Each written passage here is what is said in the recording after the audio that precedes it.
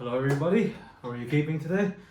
So obviously it's been a while since the last video, but here you obviously bring you the updates and more importantly, what my immediate next steps are, because progress is going at quite a rapid pace, and I am glad to announce that very soon I will be able to hopefully finish a game by next year that incorporates all of this technology, like I was said in my last video. I hope I had anyway. And where my direction is going to go, roadmap, etc., etc. So let's get straight into it. So the main one that I want to detail is the amount I have achieved, and obviously you've been witness to some of that if you follow my videos over the last 3 months, and that includes, for example, using a flashlight in VR with a tape switch. That's been accomplished, and I have also done full body tracking in VR, which was a huge deal. So I want to shout out to the Blade and Sorcery developers for that one, and the modder, who I forgot his name, but he was it Ghetto's mods for the guns, and also the guy who also put in the elbow tracking, because that really was quite game changing in terms of how it made the character look in VR. And basically this goes to show that gaming can be a lot more immersive in ways that we only dreamed about a couple of decades ago. Well, I certainly did, and I'm glad to say it is finally happening. So, well, what can I say? I guess for all the troubles in the world now, at least on this front, there is good news or bad news depending on how technophobic you are, which I completely understand with everything that's going on. So I want to begin with this. Now, this won't look familiar to you, but yes, this is the same MWS that was used in all those Ready or Not videos. The only difference is I have upgraded the front end to a URGI setup. This came from a GHK MK18, and somehow it manages to fit onto an Angry Gun upper receiver. That aside, the only thing I've changed, obviously, as we have shown last time, is I've just tidied up the button wiring. But more importantly, it's detachable with USB-C now. So that is what I would like to continue going forward. USB-C for easy, quick detach connections. Now this could be a lot better. Heck, the mount can be even quick detach, which I hope to do in the future. It's just, mechanically, I'm not capable of that right now. So if someone else has drawn it up, hey, I'm happy to give it a go. So no problem, no bother on that front at all. And now, you're gonna laugh at this, but thanks to a shipment that finally arrived a few weeks ago, we have much flatter buttons now. So while it is cool to create a mechanism to hit the mag release, this just works for now. So when you press the mag release, you also squeeze this button, which would activate the trigger. And this is now the future in terms of where I want to go has actually occurred a few weeks back. This was with my VFC M110 video, the SR25 airsoft gas blowback, and I've discovered a lot of things on how you can do recoil blowback on a GBVR with sensors. So the biggest update by far has to be this here. It is this is a Xiao Seed Studio ESP32C6, and essentially what I've done to it is I have put the USB headers in here, input pins, so you can plug it in. Now what's incredible about this device over just using a Vive tracker is I have officially proven that you can do universal input tracking. So what I mean by that is this can be now used on any system that accepts Bluetooth devices. So it would work on a Quest, it will work on PC VR, it could even work on a Pico headset. Basically anything that already incorporates a Bluetooth device, this will now work. Obviously needs lots and lots of refinement, and the way the wires go in is very, very messy, but it does work. And this will lead on to another problem, which I'll discuss later, about refinement and experimentation. So on to that note, I've also created more hardware. So this here is a 3D print that will easily allow to mount external buttons on GBBR. So this way, when you pull the trigger, so for example, let's say I rack this, and I pull the trigger, bam, the mechanism can activate and recoil can occur. So this will rack, give it a shake, and bang, in game as well. The only problem is one of something to do with race condition, and it's a very common button engineering topic. It's to do with, you know, like an Olympic race. The problem is that when I pull the trigger and the time it takes to press this button, you need to figure out, will the recoil activate first or the button? Because right now with this setup, the recoil goes before the in-game bullet can fly out. And obviously that is not realistic. In real life, is the other way around. Bullet comes out, then you get the recoil.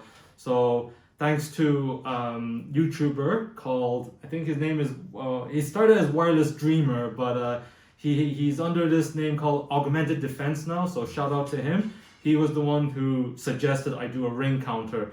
What I'll do initially is just put an input delay in Unreal Engine, and then when you press the button, it'll wait, recoil, and then, you know, bang, or sync up or whatever.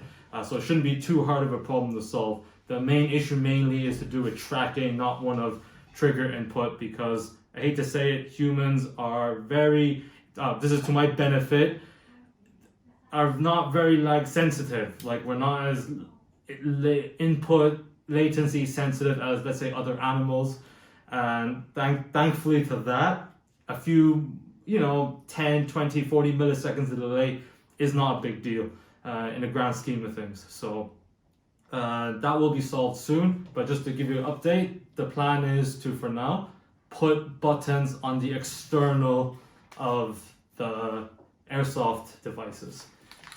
So that's that. And I also want to mention, obviously, bolt action. This will have to be, for now, emulated, because trying to put a button to activate states is not going to happen right now. It can happen. I believe it'll be quite easy.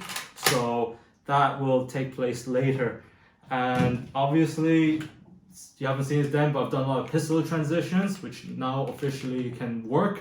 Obviously, it is very janky, but yes, as long as the, let's say, Quest controller or 5-track is on the rear, you can do a rack back. And more importantly, you can use the front to fit into like normal holsters. So, you know, your Safari Lands and Black Hawk holsters, they will fit. So, no, that's good news on that front. And in addition to that, I also plan on later on with this high kappa. Why did I pick a high kappa for later development? There's something interesting about it, and that is, this is removable while preserving the rest of the trigger mechanism. Very few other pistols allow this capability. And why is that important? As we all know, and you've seen, pistols don't have a lot of room for electronics to fit equipment in, or buttons or sensors. Since this is removable and it's plastic to begin with, the potential to 3D print a grip housing that can house all those electronics is very real, without impinging on any functionality of the blowback mechanism. So I'm very, very, very happy to try that out later on, because high kappa is also a very dominant and popular airsoft system. A lot of people use it. I mean, you've seen like the likes of the AAP-01, like the derivatives of the idea, you know, this is like the pistol AR of the airsoft world. So yeah, I can't wait to delve into this and see where I can take it. And a lot of this underscores the fact that we also need to make cheaper devices for more mass use. And to that end, I will eventually develop an idea, I think I mentioned it previously, called the Iron Core. So it starts here. This is a wardrobe rail. You put in your wardrobe to hang clothes and whatnot off. And yeah, this is it. So essentially the idea is to use a light, cheap metal core.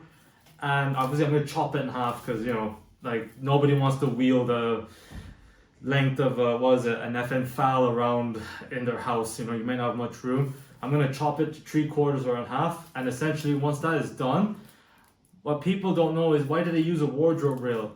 Whether to, fortune, luck, or serendipity, this actually fits an AR buffer tube. Yes, you can fit AR stocks directly over it. In fact, if you drill some holes beneath it, the stopper will go in and latch onto it.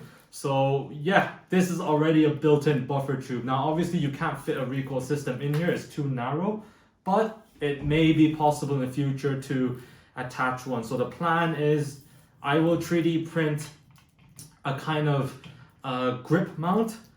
Over here on top is a wrist rail, and below it will be the trigger mechanism that will be specifically made in a very toy-like fashion. It won't try to replicate any realistic triggers of any kind. It'll be very toy feeling, and what you can put on is airsoft grips. So you can put airsoft accessories at the front. You can even fit on whatever airsoft handguard you want in front. But the iron core comes from a name that this is the core of it, and you are essentially building whatever you want off this core. So 3D print whatever mount you want, put on whatever tracker you want, put on whatever handguard you want. This is mainly because I don't like those tube-like airsoft controller mounts. I really don't. The idea or the feeling of holding, let's say, a Quest or a Vive controller, well, don't get me wrong, they work, they're very accurate, they do the job. It's just not even close to realistic in my opinion, because I'm used to using more pistol grip like grips, as you can see here. Like this for me is what it should feel like, not a Quest controller. That's why I like, Time Crisis when it came out, I wasn't holding a PlayStation 1 controller to shoot. I was using a somewhat, closely resembling gun-shaped G-Con 45, and that's what made the difference for me. Using something like this is extremely important, and that's what this will fulfill. So yes, it's not 100% realistic for various reasons, but the idea being that you get to use the handguard and you get to grip this and put whatever vertical foregrip at the end that you want. That's more than enough for me. So that's my aim, and obviously that will have to be supported by developers. If you're a developer, the best way is to allow, I think I've seen this in contractors, allow gun stock adjustments. So up, down, left, right. I just hope they can use some yaw. I think that would be very, very useful, because sometimes you have to mount the controller backwards to have it function properly. But that's all developers have to do. They don't have to, create new inputs or even function for this. That would be nice, but not necessary. Because like I said, I'm gonna create a system where it can be also mechanical and electronic. So if the developer chooses to support it, the user can press buttons instead of like a mechanical arm that hits the controller trigger, because that's the only surefire way to get it to work. And the why I'm saying all this, like it can just happen, at a flick of a finger like that, is because as of March, I think this was a couple of weeks ago, I've decided to stop, not completely, but mostly stop doing just game videos. That has now come to mostly an end, because I am now able to start creating games for it. I'm going to be mainly using Unreal Engine 5. My hope is to use Godot in the future, far future. And Unity, unfortunately, will be left behind, because quite frankly, I do not have time for 3 engines. The idea of even looking at Godot is daunting enough. And why did I pick Unreal? Well, it's simple. It is the most robust tool set and easiest to get going in terms of graphical fidelity, because so much of the legwork has been done by Epic Games themselves. It truly is a plug and play moment. There's not much shaders for me to write or anything like that. The programming through blueprints is pretty good as well. I don't actually have to learn C++ fundamentals. I mean, I've done it before, but I'm not that good at it. So blueprints it is for now. So I'm very happy about that. And the only unfortunate thing is that, you know, Unreal Engine is very heavy for what it is. It loves constantly crashing, especially with VR plugins. So Epic for a while, if you didn't turn off the hand OpenXR controller tracking, the thing would legit crash every time you press VR preview. So I hope they sort that out, because I would love to get VR gloves in. And I'm sure you have seen my VR gloves, the Diver X gloves. I'd love to get, you know, not just full body tracking, I'd love to get facial tracking in there, mouth tracking, eye tracking, and even finger tracking. So that's mainly the biggest development, is to do with software. Hardware wise, it's pretty straightforward which path is going to go next. Like, I also plan on, for example, finally putting a bullpup into VR. I just need to print a button frame, because an AUG, so this is a GHK AUG here. If you have one, congratulations. I'm sure they're not that easy to get anymore. But yeah, see that? It comes up.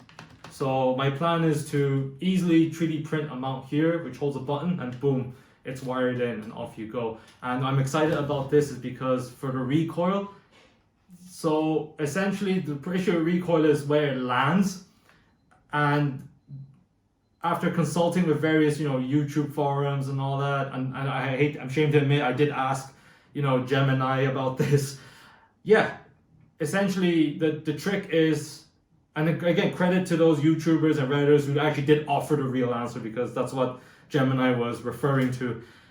You need to position the tracker very far away from the point of impact of the bolt, and that's what the AEG is good at. And not only that, because it's already plastic bodied, it should be better at shock absorption.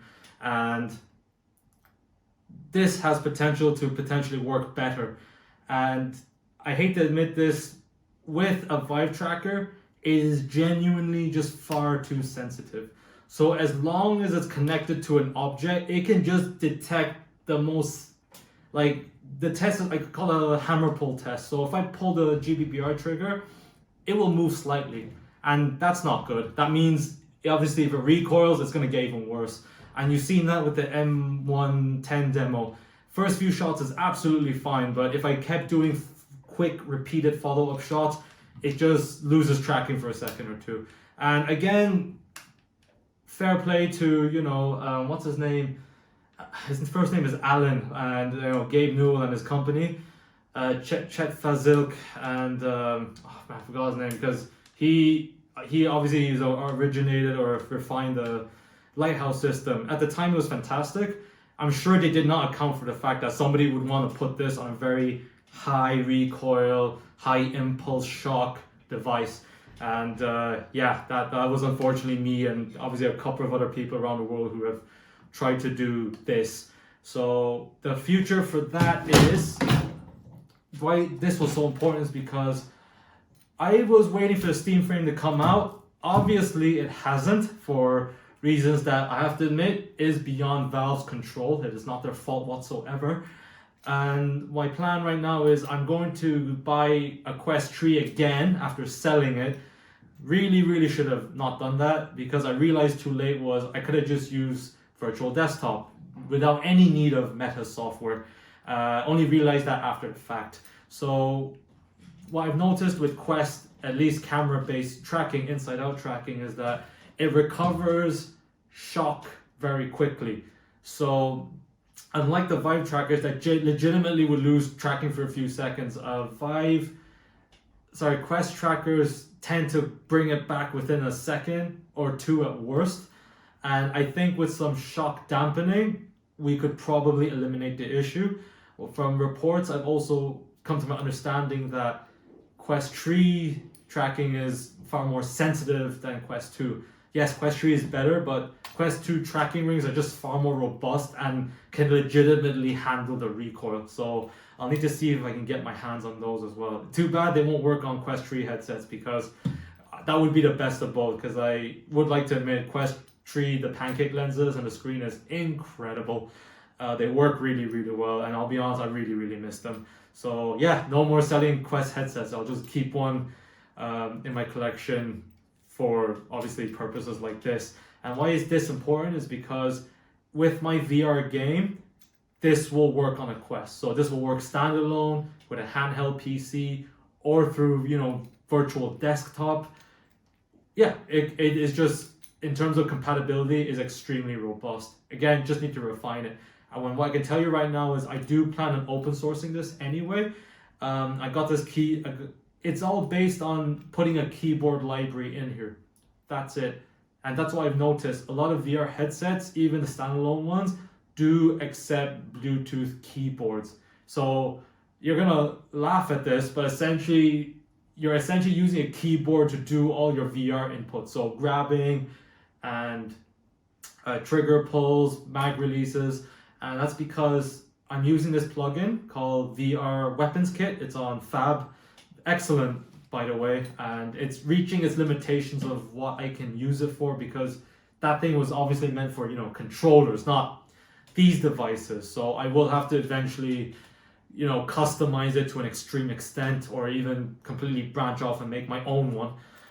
But what I've noticed on that was, for debugging purposes, the keyboard would also be able to activate VR inputs. So for gripping, grabbing, and walking.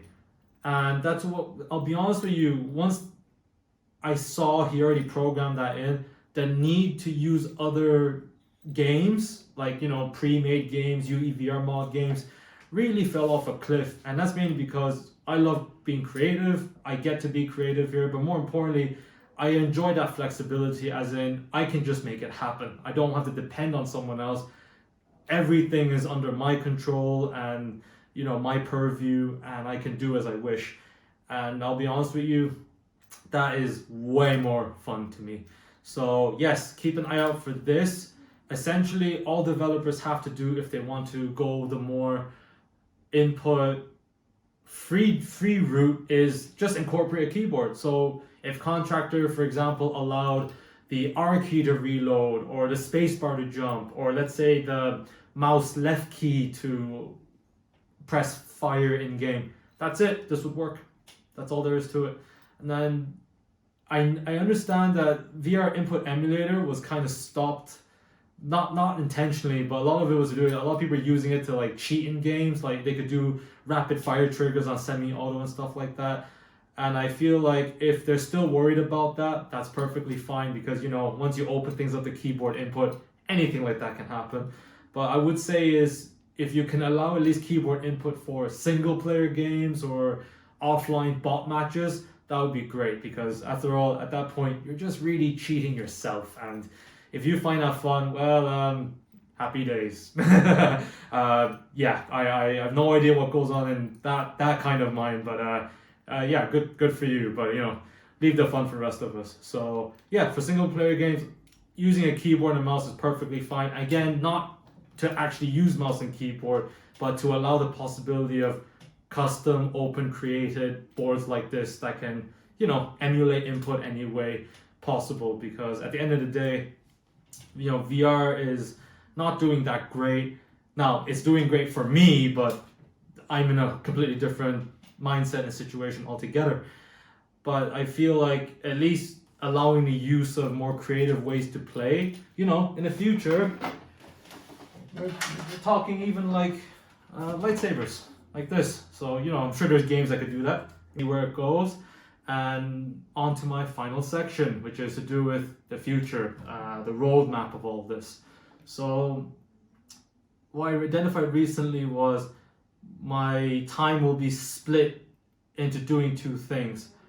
That is, one is experimentation and one is refinement. Right now, all I want to do is experiment, test, prototype.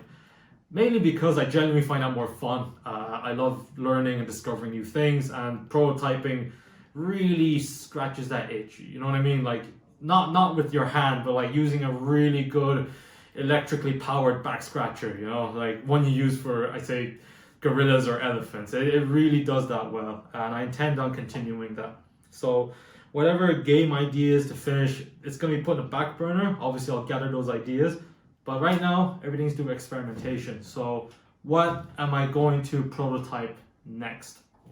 And that comes now into two more paths that I have to split my time in between.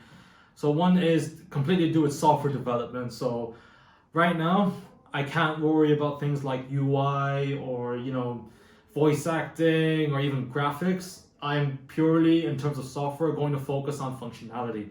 So that would mean things like, for example, doing and knowing behavior trees for AI, understanding and using animation systems like animation blueprints, or was it Unreal is switching to the animation framework next year. I really want to focus on fundamental systems that create the most effect. So, put most of my time into that 80%, the Pareto principle. And I want to focus on that 80% right now, because what I've noticed is even doing a very unnoticeable thing can reap huge rewards. So for example, when just by adding a pistol in my holster, immediately changed the kind of gameplay we could use with transitions. So in terms of what else to do, so software side, it'll be just really using Unreal Engine. I also plan on incorporating vehicular use. Right now I have a HOTAS by Thrustmaster, and the TCAS Airbus model one. I also have a Logitech driving wheel.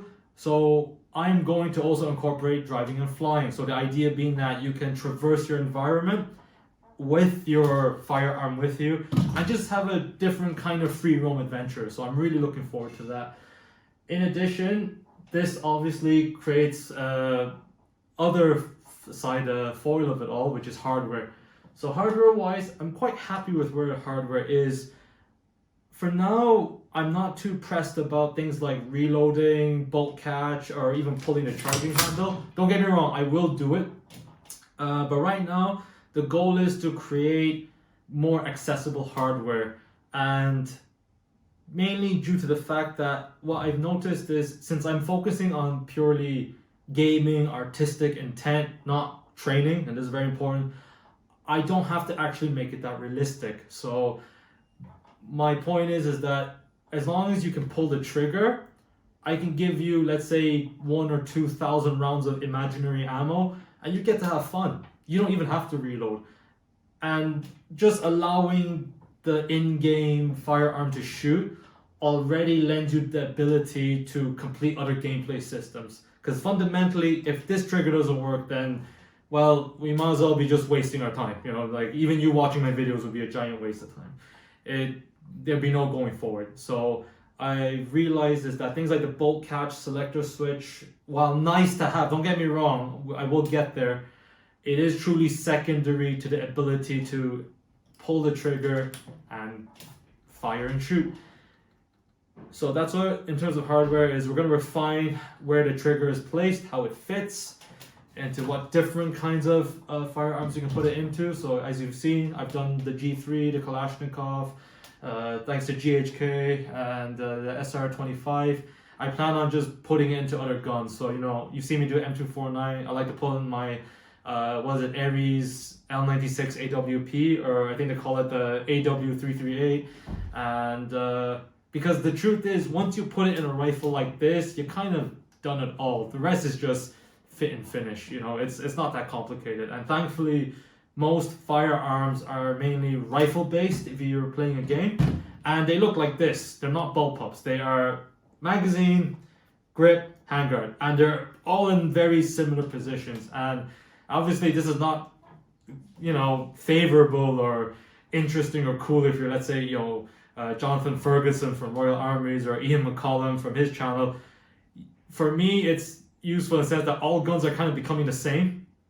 All pistols are just, 1911 derivatives or high power derivatives or Glock-like copies and ish. And as you have seen, all modern rifles, they're not battle rifles, all modern, infantry, assault rifles, whatever you want to call them, or semi-auto rifle, they just resemble this, right? That's it. I mean, I've seen brands, I've seen scars, but at the end of the day, it always felt like they're just bulkier versions or slimmer versions compared to this, because at the end of the day, you just want adjustable stock, and where you put the mag is pretty similar. So going forward, for me, that's kind of a salvation. It does take a lot of design workload off me. And the reason being is because if I make, let's say, a frame like this, it could easily emulate whatever firearm you want. So that's it. That's the video for now. That is the plan going forward, and I'm very, very excited. And I'm also happy to take a break for now. I haven't done any VR this week, and to be honest, I'm glad I didn't, because it's not good to do it every day. It really, really isn't. It's good to just kind of change up the topic matter from time to time. And yeah, very happy with the progress I've made. And I'm to be honest with you, I'm very proud of myself, mainly because a lot of this work was in hiatus, as I mentioned in a previous video, for around 8 or 9 years, or sorry, 7 years. It was quite dormant. It didn't really see the light of day up until starting December of 2025, or if you want to go even earlier, August or October of 2025. And it feels amazing to know that I've essentially done 6 or 5 years of work into the last 4 months. The progress has been absolutely stellar, in my opinion anyway. And quite frankly, it's unexpected, because it's proving ideas that I've had for a very long time. And I can tell you now, 3 or 4 months after the last video, they work. They work really, really well. And yeah, I'm just kind of shocked at how good the technology has become. It really is good enough to be used in those capacities now. And the last final thing I also want to announce plan-wise is, once I get the Quest 3 back, or when I buy it again, we can now do free roam VR.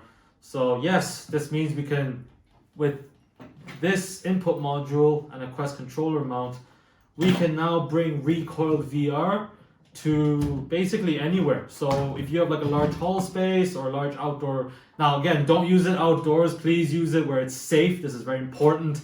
I would not advise anyone to use this outdoors, but if you have large amounts of spaces that are safe to use, we're talking, live airsoft matches, because I do want to use multiplayer, but I didn't mention it because that's very, very far away. That's definitely in the refinement section of things. So yeah, I mean, what can get more realistic than this? Physically walking with full body tracking with your teammates, shooting, virtual enemies, targets, or whatever you want to do. It's for me a fulfillment of a very long held belief I had, which is, the best form of exercise is play. And I can attest to this.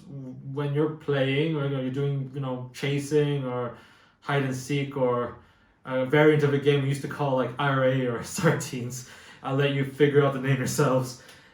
Yeah, it was just absolutely huge fun, because you would end up overexerting yourself because you were playing a game, not exercising for fitness. You were just genuinely enjoying yourself, and that's what I hope to do with this. I mean, what better reason for running than to think you're playing Call of Duty or Uncharted or Ready or Not. In this is important now. You're not using your imagination. You are psychologically playing a reality that's verifying your efforts. That is very important to understand with all this. You're no longer imagining anything. Other people can see it. Other people can verify it. There is, in fact, no imagination on your part, apart from how much you want to enjoy it. So I think ultimately that's where VR holds the silver line for me. It's so capable of doing that in a way reality, quite frankly, won't let you do. And let's face it, in reality, if you were in a real gunfight, things are not going well. You know what I mean? Like, things are going very, very badly. And I would also not like to face that in reality. So yeah, if we can keep it as virtual as possible, why not? I don't see the harm in it for now. But anyway, who knows where the future will take us. So that's enough rambling from me. If you have, lasted till this long, thank you for watching. And sorry I've taken up too much of your time, but that is the future. That is my goals for until the rest of the year.